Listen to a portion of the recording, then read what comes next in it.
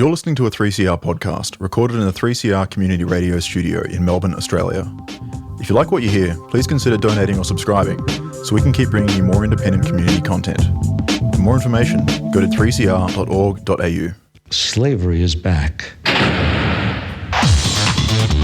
Welcome to a place where private business profit from a captive labour force, yet pennies are spent on medical services to a population in which the Indigenous, the poor and the mentally ill are overrepresented. Where isolation, humiliation and degradation are facts of life. Welcome to prison. It depends who's telling the story, I suppose. The prisoners would have one view, the people who work in the prison system would have another, and I think it's up to people to decide where the truth is. Give government propaganda and the media spin doctors the flick.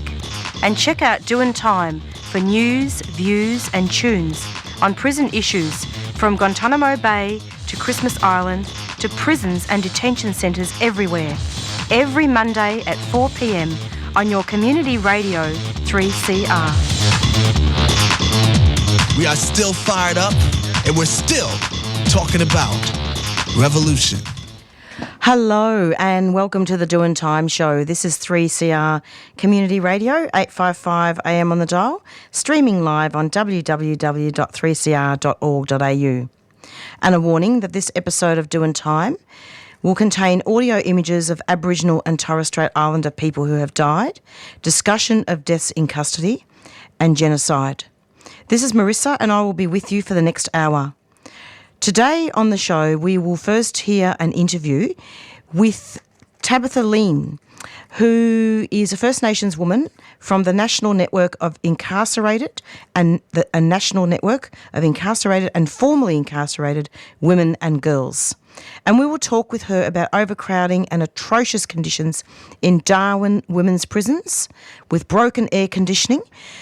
But not just about that. I've had a very, very special connection with Tabitha, and I'm honoured to have her back after a long absence. And Tabitha and I yarned quite a lot during the pandemic about all sorts of things. So we'll be having her on first.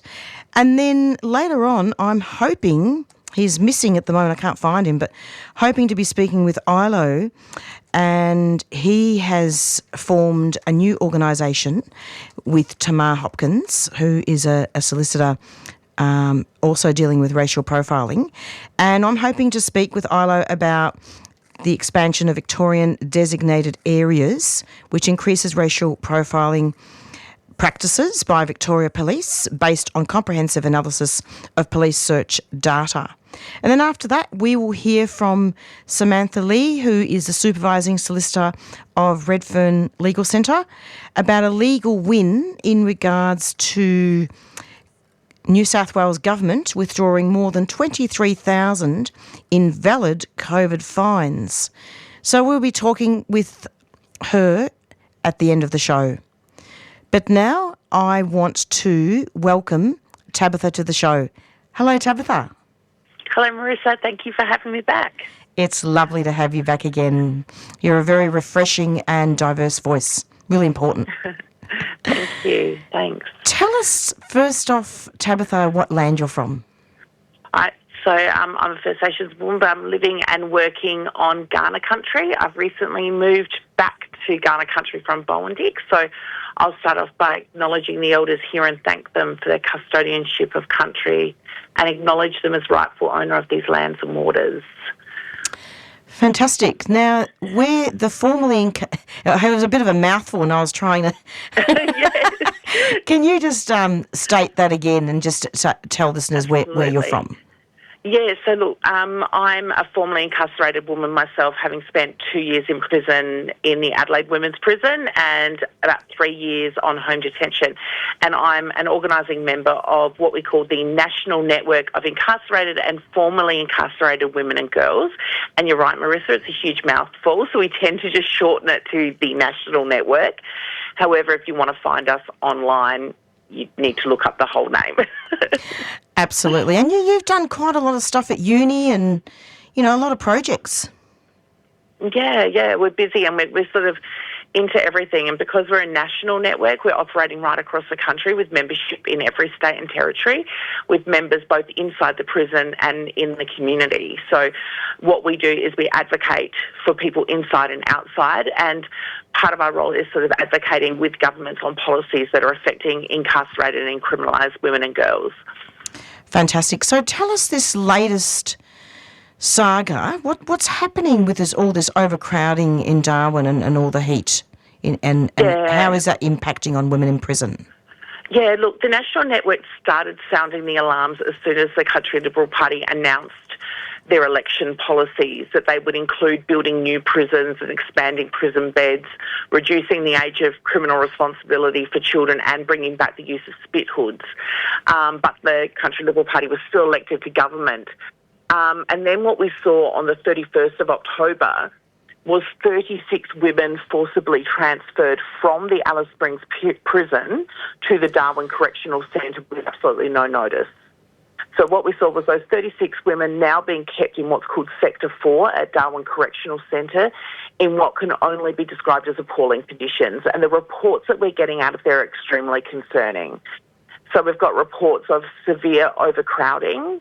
The prison there was originally designed to accommodate 80 people and is now caging over 100. We have confirmed with corrections last week that women are sleeping on mattresses on the floor. When corrections were asked about women sleeping on mattresses on the floor, the Northern Territory Corrections Commissioner Matthew Varley unapologetically remarked that he was not going to make apologies for the fact that there are prisoners on mattresses on the floor. And I guess that callous response underscores the indifference of a system that prioritises punishment over human dignity. But as you raised, Marisa, there's also extremely high temperatures in Darwin, exceeding 30 degrees, and we've had reports of non-functioning air conditioners. Often the women are asked to be outside during the day, and there is little to no shade in Sector 4. So we have partnered with the organisation Sweltering Cities, and we're running an online petition campaigning the government to take immediate action to ensure that the Darwin Correctional Centre meets at least basic health standards in terms of functional cooling and safe living conditions.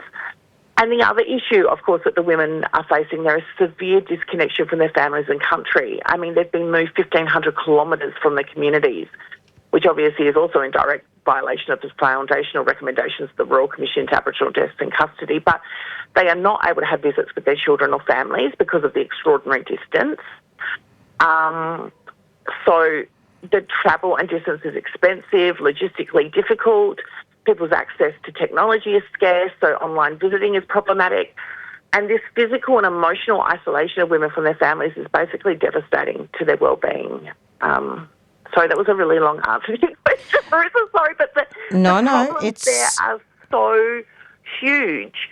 And the reality is that we just have a whole group of women that have just been moved as if they are cattle from one place to another. And everyone, I guess, in organisations like ours are feeling quite desperate because there's not a lot we can do other than to continue to advocate on this end for the women's human rights to be upheld.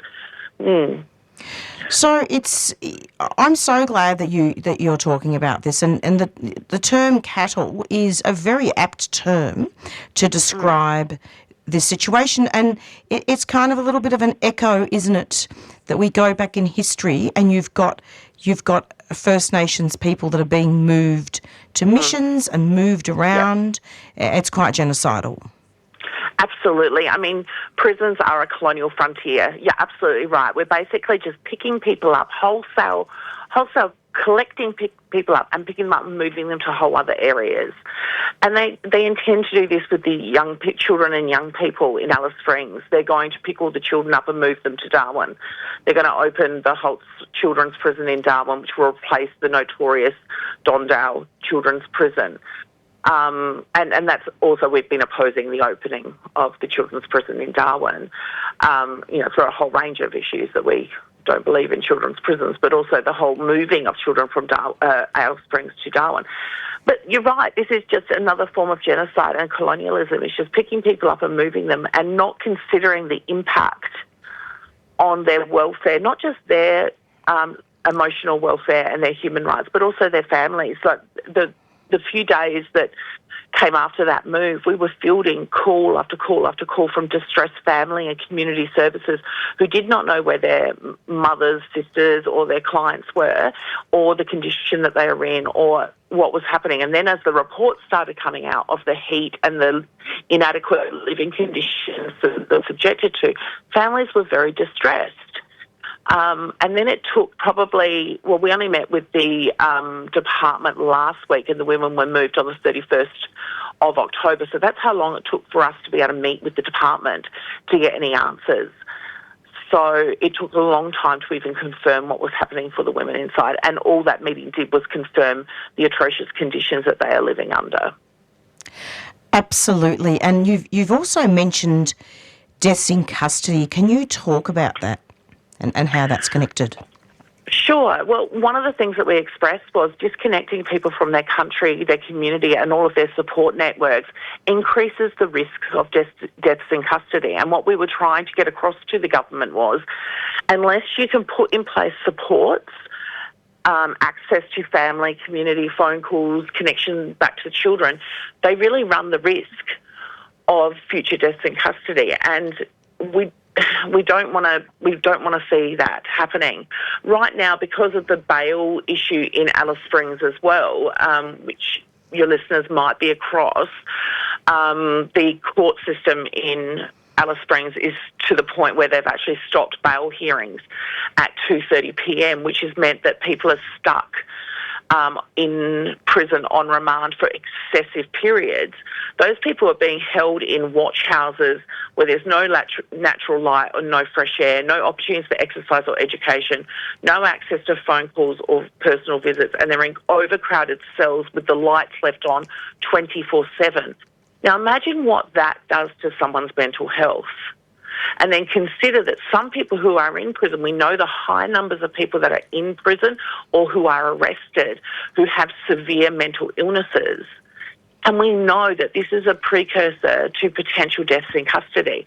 And so when you put all of this into the mix, it's an absolute... It's a disaster. Potential for disaster, exactly. And we can't be the only ones that are seeing this. But, to be honest, I don't think it's a broken system. I argue this is a system operating by design. The critical staffing shortage in the Alice Springs court system has the government has been aware of this for some time. It's a staffing issue. It can be fixed with more money and more staff. These are just issues around sort of punitive bail reforms, about underfunding and about locking up people and over-criminalising people, over-surveilling. It is indeed. And, one of the things that's really apparent, and I mean, I'm not actually really shocked, but it was pretty crazy that as soon as the new government came in, it just got worse. Or is it just my imagination? No, not at all. I mean, look at Queensland. Yeah. The first bit of legislation for them to try and ram through was the adult crime, adult time. The Conservative governments are emboldened when they are voted in by the public. They're emboldened to push through the Conservative legislation. They're, in quotation marks, tough on crime legislation. And immediately this is what happens. We see particularly Aboriginal people targeted by this legislation, and that's what we're going to see in Queensland with the LNP's so-called Making Queensland Safer legislation. That was basically the first thing they rammed through. Well, I mean, it's still got to go through, but it's already been introduced and likely to go through, and that's what we're seeing in Alice Springs and Darwin. Exactly what they promised would happen is happening. Absolutely. And what we're not seeing is an investment in social services. What we're not seeing is an investment in how do we reduce the conditions which cause people to harm in the first place. What we're not seeing is how do we keep kids safely in their classrooms, their homes and their communities. What we're not seeing is houses. We have enough jail cells to hold people in, but we do not have enough houses to put people in. But it's all about warehousing. It's all about warehousing. Totally. Yeah, totally. And what's happening right now in Alice Springs and Darwin is a breach of people's human and legal rights. And what will be happening in Queensland, the government there have admitted that current legislation before the Parliament is a breach of children's human rights, international standards as well. So what we're seeing in both Queensland as a state and Northern Territory are breaching people's human rights. And that's what we have to reckon with as a country of where we're going right now, is that we are prepared, apparently, to breach people's human and legal rights, the most basic rights. Indeed. And so with the overcrowding, tell me more about the petition that's happening with that. Obviously, the government is doing nothing, right? Absolutely. So the online petition is with sweltering cities. It basically calls on the government to take immediate action, basically to address the cooling issues, so to get air conditioners working back in the Darwin prison. Obviously, with the temperatures in Darwin, they have consistently been over 30 degrees, and with the overcrowding, when you've got more bodies in a room than was intended, it's even hotter than it would normally be. So we're asking that the government at least meet those basic health standards of functional cooling and safe living conditions, because the conditions the women are being held in right now do breach multiple international standards.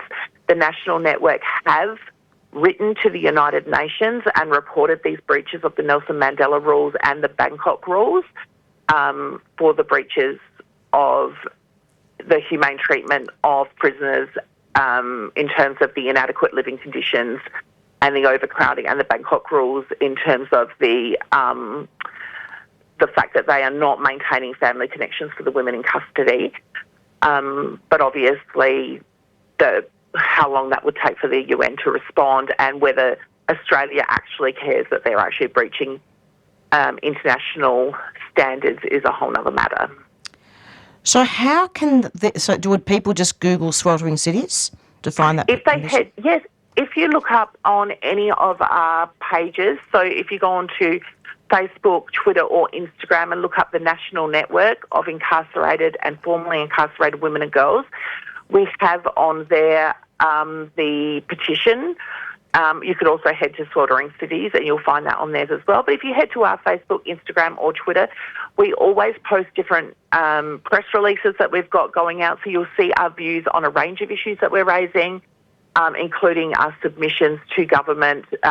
Most recently, the one that was given today by Sisters Inside about the new legislation in Queensland. But you'll see all of our work around the issue in Northern Territory as well. And you'll be able to find that petition where you can sign on. We'd really love people to sign on and share it with your friends, because the more people that can sign it, it also shows the women inside that they are not forgotten, that they're not just there and they're just a brief moment of thought for people just when this is a flash in the pan in the media, but that we consistently care about them and we care that they're stuck in there and that we won't stop fighting until conditions improve for them. And you have just tuned in, if you've just tuned in, this is 3CR Community Radio Doing Time show, and you're listening to an interview with Tabitha Lean. So Tabitha, is it okay if we just extend for a little longer? Because I wanted to just see if you could comment on youth a little bit more, if that's okay. Because I'm quite concerned about how youth are criminalised and about raising the age, and also about the fact that youth are now being put into adult prisons. So in terms of the Queensland... Is that that's not happening in Darwin, is it? Yet. Well, so in Darwin, no. In Darwin, what they're proposing is to build a new children's prison. Sure. And obviously we do want Dondale decommissioned and we don't want children held in there. But as an abolitionist organisation, the National Network is opposing the building of any children's prison. We don't support children being locked up at all.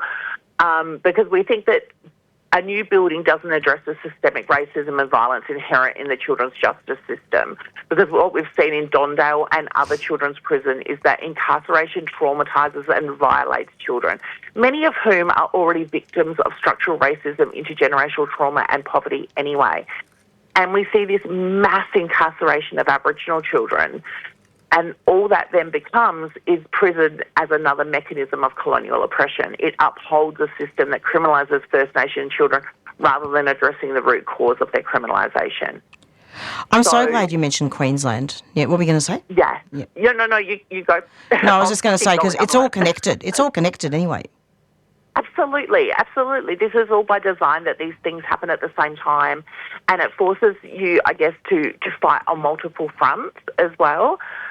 And so in the Queensland, what they're proposing to do is the adult time legislation. So for listeners who aren't across that, it actually advocates a tougher approach to children and young people who are criminalised. So basically, it sort of says that if you, well, I guess what it does is it imposes stricter penalties on children by treating them basically the same as adults for specific serious crimes, in inverted commas. So, for example, mandatory life sentences for certain crimes. So a child convicted of murder will face a mandatory life imprisonment with non-parole period of 20 years. And Wow. this could be imposed on a child as young as 10. That is atrocious. Yeah, and that's why I paused after it, because it's unfathomable, isn't it, to think that. And this is happening in the backdrop of Albanese introducing legislation for children not to be able to access social media as young as 10. Ah. So ironic and crazy, isn't it, to think that a child as young as 10 will not be able to go on Snapchat, but we can convict him and sentence him to prison for 20 years. It'll also remove the principle of detention as a last resort. So that idea, rather than emphasising community, it will, that they will move to emphasise community safety over rehabilitation. They have selected 13 offences, such as murder, manslaughter, grievous bodily harm, that will be covered by this adult time legislation. Courts will be able to consider a child's full criminal history, including their juvenile records, and victims' rights will be given precedence.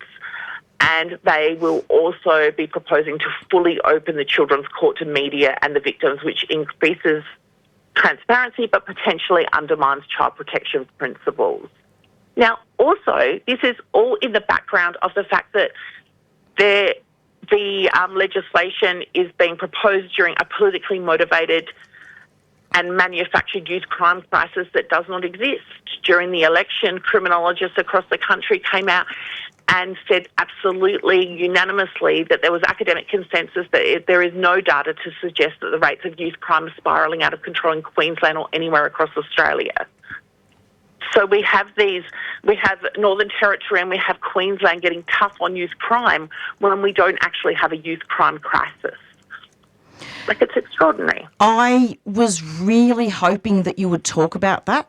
It's terribly important because it's all tied in, and it applies to all children, But let's not forget that, it's overrepresented, that Aboriginal people are overrepresented in custody and in prison. Yep, we're over-policed and over-surveilled. There are more police wandering around our communities and surveilling our children than anywhere else. And the fact is, Queensland's youth crime rate has halved across the past 14 years. Yeah. That's the truth, and that comes from the Australian Bureau of Statistics data. Like, we do not have a youth crime crisis in Queensland. It was a massive beat-up during the election. People gobbled it up and voted the LNP in anyway, and they'll ride that high because despite what they think, they do have a love affair with incarceration. They have a love affair with locking up black kids.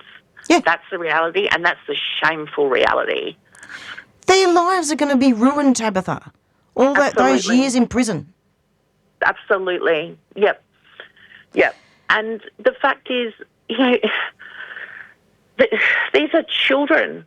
The idea is, in the legislation, we keep talking about youth, we keep treating them like adults, we keep talking about detention.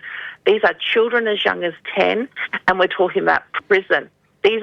We need to come back to the raw, real language of these things so we can see and hear for ourselves what it is.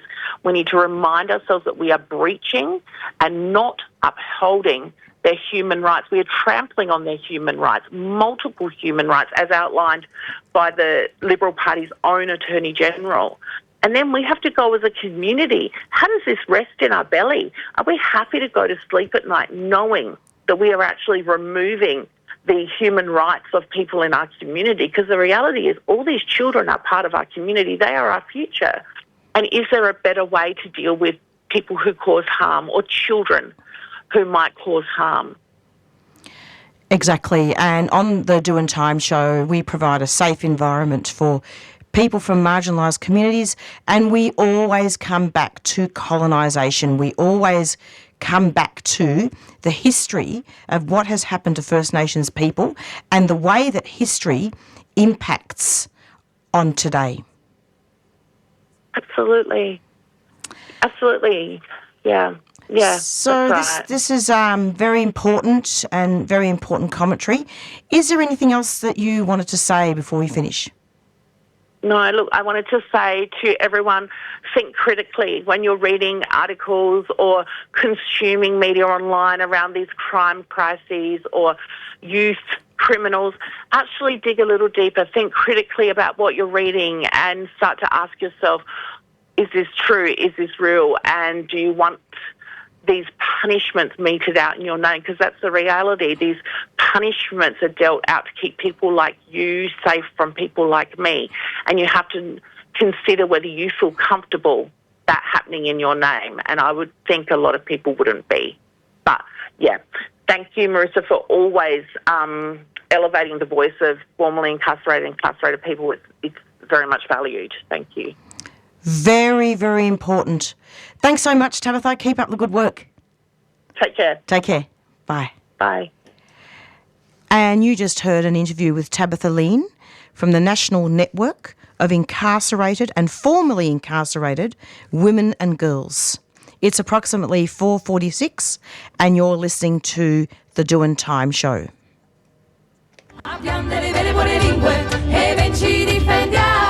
The most anti-union laws this country has ever seen are currently being implemented by Albanese's Labour government. What aren't we hearing about this? How can the community come together with rank and file to defend all workers' rights and conditions? Come find out at the public meeting why we stand with the CFMEU. At Coburg Town Hall on Thursday, the 5th of December at 6:30pm. With speakers Jade Ingham, CFMEU's sacked former national president, Fatima Payman, federal senator and unionist, and David Waters, industrial lawyer. This unprecedented attack on civil rights and international labour conventions cannot continue. Why we stand with the CFMEU. Public meeting, 6:30, Thursday the 5th of December, Coburg Town Hall. Defend the unions. Defend the CFMEU is a 3CR supporter.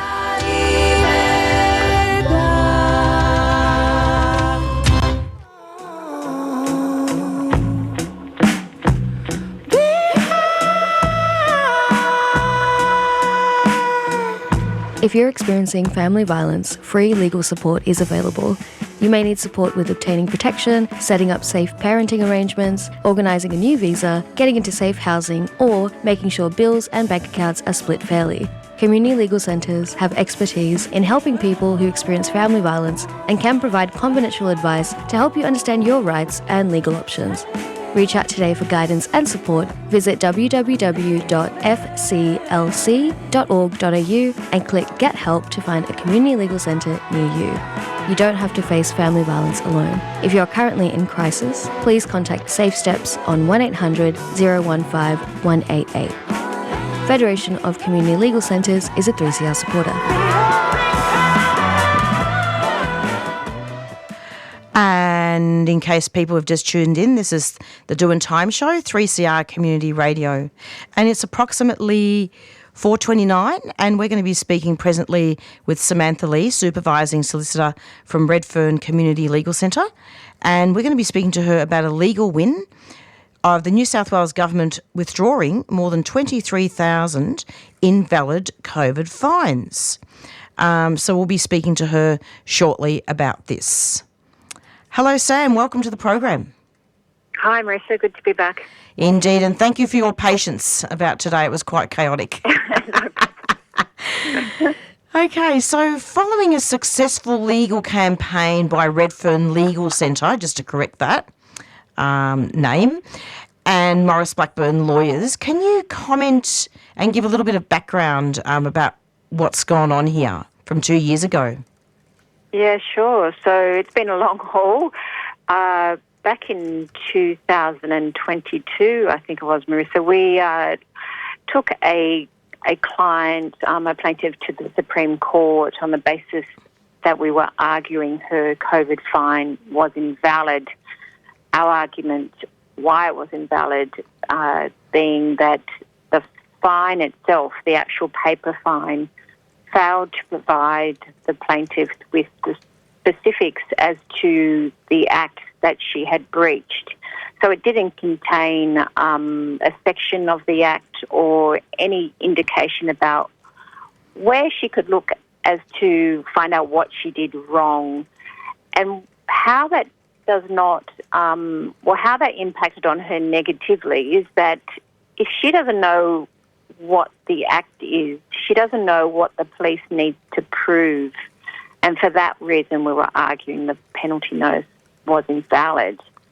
Now, we won that case in the Supreme Court, and as a result, Revenue, who's the body that administers fines, withdrew 33,000 COVID fines. However, they didn't withdraw another 23,000 COVID fines, which were still on foot. So we've been pushing ever since to have these remaining fines withdrawn because they were also invalid. And how were they invalid? What actually led up to all that? Yeah, so during the pandemic, I was giving advice to hundreds, I would say, people who were issued with a COVID fine, and all they would provide me with is a copy of the penalty notice. Now, as a lawyer, I need to in order to give someone legal advice, I need to know what act they've breached to tell them, what the prosecution needs to prove or whether they have a case to appeal the fine. And with COVID fines, it didn't provide me with any information to really advise my client about what they had done wrong. So it was from this experience that we then sought legal advice from a barrister to try and see if we had a case to appeal these fines in a civil court.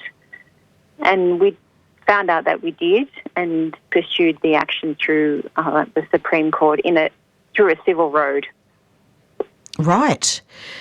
So the Doin Time show actually spoke quite a lot about this during the lockdowns. 3CR continued to broadcast remotely during the lockdown period. And I suppose I just wanted to hear from you, and this would happen across Australia, not just New South Wales, obviously, but in particular New South Wales. Can you comment about the heavy-handed criminal justice response to the pandemic and its discriminatory impact on marginalised people and communities? Yeah, so we find that whenever a new offence is introduced into a jurisdiction, it's always those who are already policed that will be policed more. And that was certainly the case when a new offence was brought in during the pandemic, and that offence was breaching public health orders. The orders gave police powers to issue fines on the spot.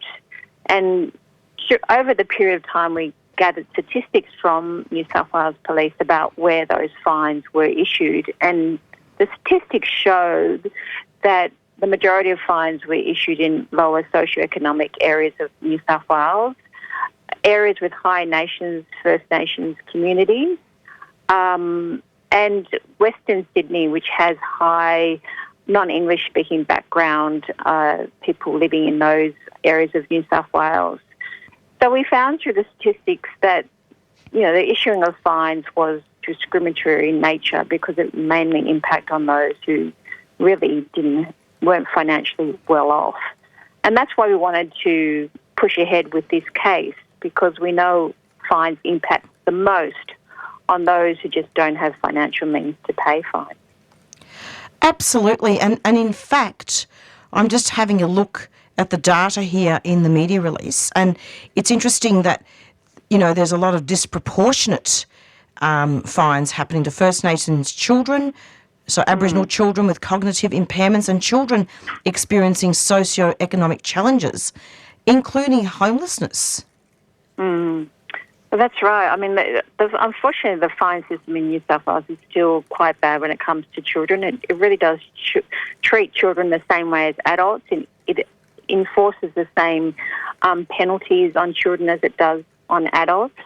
And that hasn't stopped even since this case, so that's something we're going to be working on further. But another impact of during the COVID times is that the law was changing so dramatically and quickly.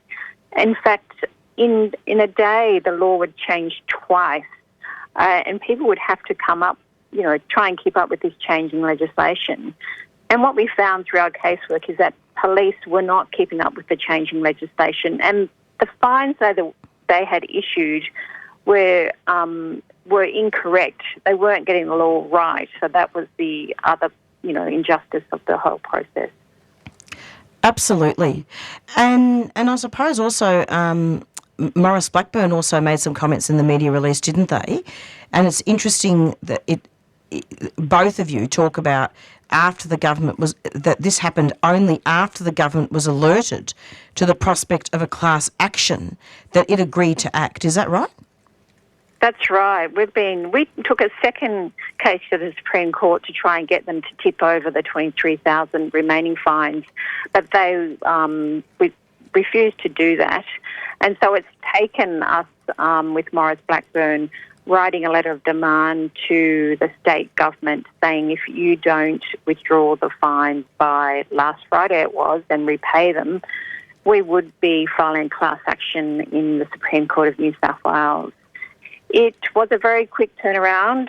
The state government responded very quickly and said that they would withdraw and repay the fines. We're still waiting an answer we were claiming also interest on those fines to be repaid to people, and we're waiting to hear the answer to that question.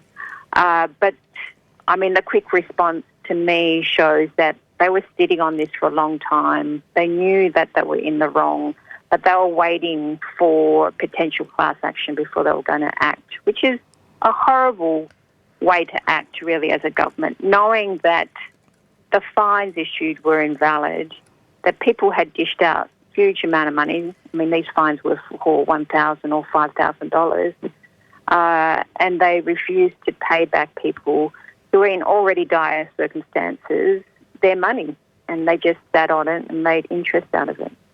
Whilst it is important for us to be healthy and, you know, to take precautions about the COVID, there also is the fact that the impact of COVID fines on marginalised communities and on children was not only disproportionate, but I'm just having a look here about the fact that there was the unfairness of fines being unclear about what offence the person was alleged to have committed. Yeah, that's right. And you're absolutely right. It's important to keep the community safe, and, you know, and for people to remain healthy and to protect others. I mean, that's really important. And we're not saying through this case that isn't important. What we are saying is that fines should follow the rule of law and should allow people to understand what they've been fined for, and so they can seek proper legal advice to see if they can appeal that fine. And also that, you know, during the time of the pandemic, never was and never will be an equal playing field out there. Everyone has very different circumstances and living scenarios, and to, you know, issue someone with a fine in such a changing, quick, rapidly changing legal landscape was just unfair. Indeed. I mean, this is no longer a penal settlement. It's no longer a penal settlement, is it? You know, and in fact, drawing attention also to listeners about Redfern Legal Centres, and also there's a coalition of other organisations, isn't there, calling for immediate reform of the New South Wales fine system, which is really oppressive. Can you comment on that? Yeah, so the current fine system, as I said, it really is quite a harsh, cruel system. I mean, if I take, for example, like a COVID fine for $3,000, that if you're on a $200,000 income, that amount of money is not a real lot. But if you're on Centrelink or a child, it's a huge amount of money. And unfortunately, what happens with the fine system is that depending on your financial standing, the punishment is different for the same offence. So, having to pay off $3,000 on Centrelink is a huge punishment compared to someone on $200K a year. So we need to look at that. We also need to look at the fact that the majority of fines being issued to children in New South Wales are for transport offences. Having to get from A to B, you shouldn't be fined for that. In fact, the government should be giving out free travel cards to children so they don't have to get fined just from living out west to try and get into the city. I mean, it's a basic right, really, I think, to be able to get around the city, and you shouldn't have to, be issued with a fine because you don't have an Opal card. The current system also allows for wages to be garnished off children, even though they don't earn anything, allows them to lose their L licence or car registration if they don't pay a fine. So it's a pretty harsh system that needs changing. Sam, thank you so much for coming onto the program. You've given us some really concise information about the legal win. So just before you go, can you just quickly summarise, in case listeners have just tuned in, just about the legal win? Yeah, so the legal win, in total, we have managed to have the government withdraw 60,000 COVID fines worth about $55 million. So if you were issued a COVID fine in New South Wales, that fine will now be refunded and all money be repaid. Fantastic. Okay, well, thank you so much and keep up the good work. Thank you. Bye. Bye. And that was Samantha Lee, Supervising Solicitor at the Redfern Legal Centre, speaking about a legal win in New South Wales for withdrawal of COVID fines. And it's approximately 4:41. Just wanted to let listeners know that ILO is somewhat unavailable to do an interview about the new organisation in regards to racial profiling and designated police zones. But if you wish to find out more about the organisation, I refer you to Monday Breakfast this morning because there was an interview with ILO there. And in the meantime, I actually wanted to play you a song by Ruby Hunter. Stay still, I know how you feel. I know it's real. I know how you feel. I know it's real. I know how you feel. You're poor. I know how you feel. I know it's real. I know how you feel. I know it's real. I know how you feel.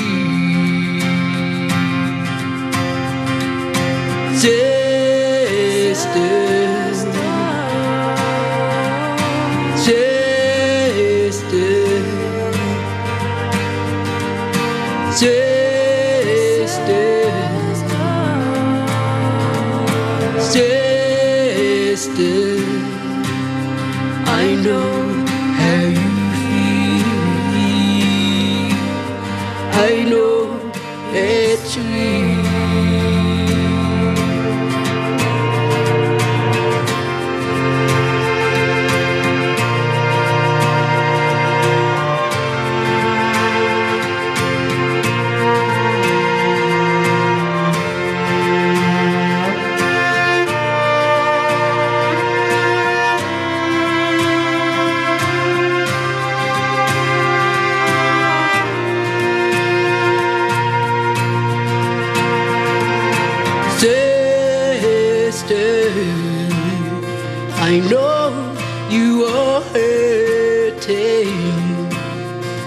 I know for certain. I know how you feel. I know it's real. I know how you feel. You're poor. I know you are hurting. I know for certain. I know how you feel. I know it's real. I know how you feel.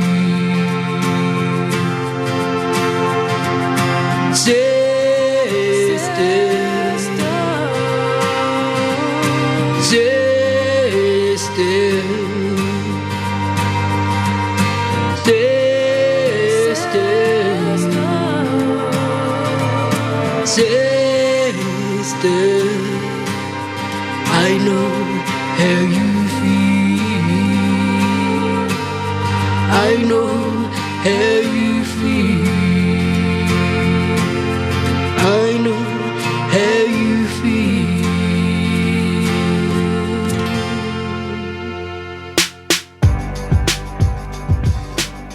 Tune in to Embodied Solidarities, 3CR's broadcast for International Day of People with Disability.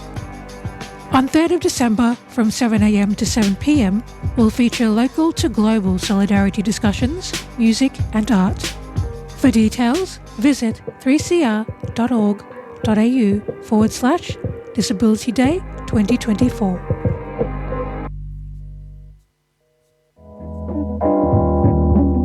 The law is part of our everyday lives, including when we buy something, use a service, have a job, or rent a house. The law can be used to help protect and support families when there is violence in the home or disputes over parenting arrangements. Sometimes we might need to understand the law to navigate specific government systems like Centrelink, getting a residency visa, or if we come into contact with the police. Community legal centres provide free, quality legal advice and assistance to help people with everyday legal problems. We focus on working with people who are experiencing disadvantage, such as financial hardship, family violence, homelessness, and discrimination. Community legal centres are independent, non-government organisations and can be found across Victoria and Australia.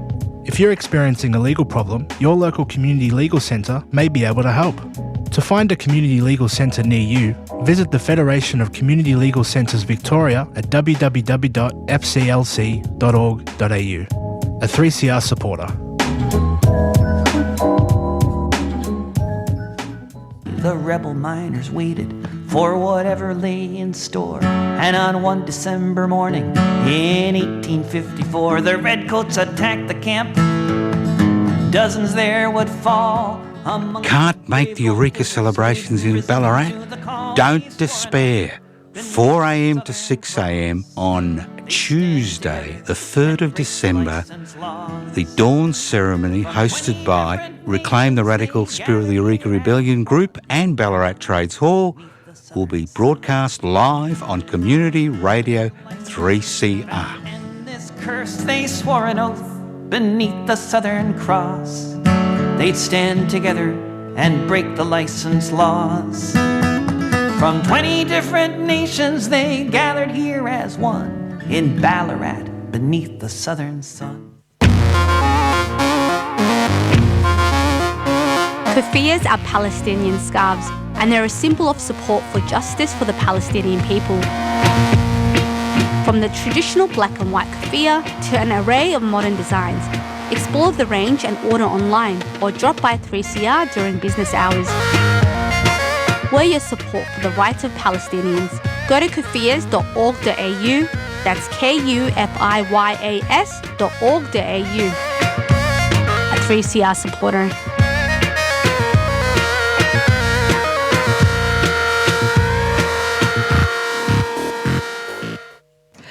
And you're back with the Doin Time show, and we're nearing the end of our show. Just wanted to quickly draw attention to listeners about the Centre Against Racial Profiling I felt that I still needed to really speak about it briefly on the Doin Time show, given that over the years this show has done extensive coverage on racial profiling, mainly with Tamar Hopkins, who was used to be the solicitor previously at Flemken. And it's fantastic that this centre exists, and it warns that the proposed expansions to police search powers are going to have a very detrimental effect to marginalised communities, amplifying existing racial profiling practices by Victoria Police based on comprehensive analysis of police search data. And recent research, I just wanted to speak about that very briefly. It's systemic racial disparities in current police search practices. Police perceive as Aboriginal are 11 times more likely to be searched than white people. People that police perceive as African are 8 times more likely to be searched. People police perceive as Middle Eastern are 5 times more likely to be searched. The majority of racialised peoples are consistently searched with less reasonable grounds, as evidenced by their lower hit rates for finding reported items. The data clearly shows that expanded search powers will disproportionately impact already over-policed communities, said Dr. Tamar Hopkins of the CARP. Giving police more discretion to conduct searches with less oversight and longer search periods risks amplifying documented patterns of racial profiling. The proposed legislation would allow police to declare designated search areas based on intelligence, suggesting potential violence, extend the duration of search periods from 12 to 24 hours, reduce the minimum required period between declarations and enforcing a designated area notice from 10 days to 12 hours, remove requirements for public notice in newspapers. Analysis of current search practices shows that when police search people they perceive as African, Middle Eastern, Mediterranean, Indian and Asian, they are consistently less likely to find reported items compared to searches of people they perceive as white, indicating searches are being conducted with less reasonable grounds. The expansion of search powers and designated area provisions will increase the likelihood of racialised peoples being exposed to unreasonable searches with the guise of designated areas. CARP holds particular concerns about the use of police intelligence to justify designated areas based on the suggested likelihood of violence, as this risks amplifying already existing biases in police decision-making. Our research shows specific police units already target entire communities based on the alleged actions of individuals. For example, in 2023, some units of Victoria Police conducted over 40% of their searches on people they perceive to be Middle Eastern or African, with very low hit rates. The proposed legislation will increase the risk that racialised communities will be caught in what amounts to a dragnet approach. Police are looking for excuses to target our communities, and rather than finding a reasonable suspicion, they want a blanket power to search everyone in our community, said Ilo from CARP. When police get more search powers, we know exactly who they target. The evidence shows these powers are used against us disproportionately. We must not give police more powers to harm us. And so I just wanted to give a little bit of an overview and read out a little bit of the media release, just to give listeners a little bit of an idea of the discussion and to really highlight that it's really important that we watch this space, because police powers are increasing all around Australia, and the Doin Time show has essentially been a watchdog for police powers over many, many years. Just wanted to thank our guests for coming onto the show. I wanted to thank Tabitha Lean for coming on, and also thanking Samantha Lee as well from Redfern Legal Centre as well. And wanted to also remind listeners to tune in tomorrow at 4 o'clock in the morning, set your alarm, and listen to the Eureka broadcast in Ballarat that Joe Toscano and friends are organising. And, yeah, really important to witness raising that flag of the Eureka Stockade. And then after that, it's important that you also tune into the International Day of Disability broadcast that is happening tomorrow. It's more special programming. There are some excellent things that Pauline has organised, and also other programs as well. One of them being about COVID, that COVID is still here, looking at disability, looking at lots and lots of programming in terms of discussing solidarity. There's also a special edition of Accent of Women, where I will be interviewing First Nations women with disability as well. So stay tuned tomorrow. It's approximately 4:56 and I'm out of here. We're going to be going out now pretty soon with our theme song, Black Fella, White Fella by the Rumpy Band. Stay safe, everybody, and look after each other. Bye.